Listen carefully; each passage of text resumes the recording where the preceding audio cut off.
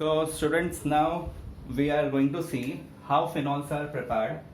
What are the methods of preparations of phenol?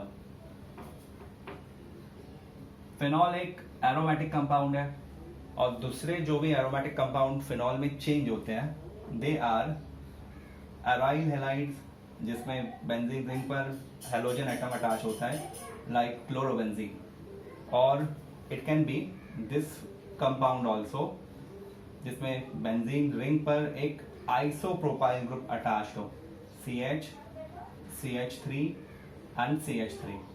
Remember, it is called as isopropyl benzene, but commercially it is called as cumene. Industries में इस compound को cumene बोलते हैं. So it is isopropyl benzene, and it is also called as cumene. It is also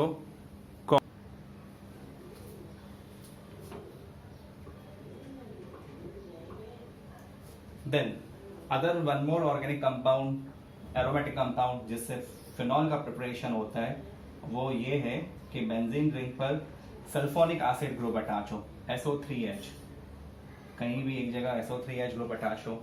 so this is called as benzene sulphonic acid. Benzene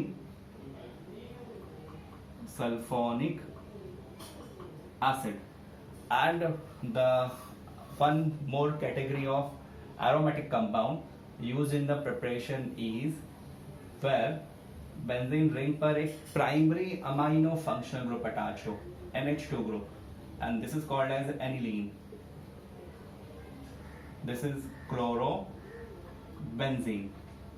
So these are four aromatic compound: aniline, chlorobenzene, cumene, and this benzene sulfonic acids. They all are useful. They can be used to prepare the aromatic compound, which is nothing but benzene ring and OH group phenol. तो phenol का preparation इतने aromatic compound से हो सकता है. और chlorobenzene to phenol conversion हम लोग ने last chapter में भी पढ़ा है, which was nucleophilic substitution of halide by OH. तो वो nucleophilic substitution कैटेगरी में आता है. तो ये जो है ये रिएक्शन है. इसमें कौन कौन से कैटालिस्ट यूज होते हैं, कौन कौन सा मेथड यूज होता है, ये भी मैं यहाँ पे लिख देता हूँ. एक्चुअली ये दोनों मेथड हम लोग के लास्ट चैप्टर में भी थे. इसमें पहले फर्स्ट स्टेप में नाइट्रस एसिड का यूज होता है. Nitrous acid is added and temperature should be 273 kelvin to 278 kelvin. And then second step में this is heated along with water H2O and heating is done. So this is how in two steps aniline changes into phenol. Chlorobenzene. In chlorobenzene direct NaOH के साथ nucleophilic substitution because OH minus ion nucleophile है और ये nucleophile और ये carbon. Chlorine partially negative होता है, carbon partially positive होता है. अगर OH ग्रुप अपना इलेक्ट्रॉन कार्बन को शेयर कर रहा है तो क्लोरीन लिविंग ग्रुप बनकर बाहर निकल जाएगा. सो this is how OH is introduced, but this reaction is very difficult. This should be used with OH. If you remember, aryl halide का न्यूक्लियोफिलिक सब्स्टिट्यूशन उतना आसान नहीं होता है जितना अल्काइल हैलाइड में होता है. If it is RCl then OH group easily chlorine को रिप्लेस कर सकता है. But if it is ArCl then due to resonance between chlorine and the ring ये partial double bond बन जाता है and then OH का nucleophilic attack उतना आसान नहीं है जितना RCl में होता है.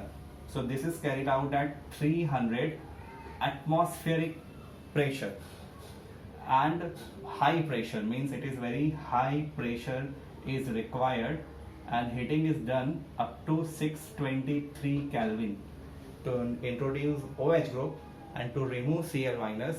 Extremely higher or strong conditions are needed. Then this conversion, it is done first by oxidation of air. Air is oxidizing. जैसे हम लोग ने ईथर में पढ़ा था, जो अल्फा कार्बन होता है वो पेरोक्साइड में चेंज हो जाता है. वैसे ही यहाँ पे प्रोपाइल का ये अल्फा कार्बन है जो रिंग से डायरेक्ट अटैच है, इसका पेरोक्साइड फॉर्म होता है with oxygen. and in the second step, the dilute HCl is used to break down, dilute HCl followed by heating is used to break down the peroxide. And इसमें सीधा सीधा पहले step में dilute NaOH के साथ इसको neutralise किया जाता है और दूसरे स्टेप में कॉन्सेंट्रेटेड NaOH के साथ इसको फ्यूज्ड किया जाता है, स्ट्रॉन्ग हीटिंग दी जाती है, तब जाके SO3H ग्रुप निकलता है और OH ग्रुप इंट्रोड्यूस हो पाता है. तो ये 4 रिएक्शंस हम लोग को डिटेल में समझने हैं while doing preparation reaction. So everyone, ये चार्ट सब लोग लिख कर ले लो. How preparation of phenol is done from this aromatic compounds. ये सब कुछ स्टेप बाय स्टेप हम लोग करते जाएंगे. We will be doing it, but first write it down. इसको लिख कर ले लो. इसमें भी 2 मेथड है. पहले मेथड में NaOH का इंट्रोडक्शन और दूसरे स्टेप में डाइल्यूट HCl का यूज होता है. एंड यहाँ पर भी 3 स्टेप है. थर्ड स्टेप में डाइल्यूट HCl का यूज होता है. सो ये सब कुछ कौन से मेथड है, एक्चुअल रिएक्शन लिखते वक्त तुम लोगों को समझता जाएगा. इसका हेडिंग है preparation of phenols. It is the heading. So write down this chart. Revise करते वक्त ये चार्ट तुम लोग को बहुत काम में आएगा.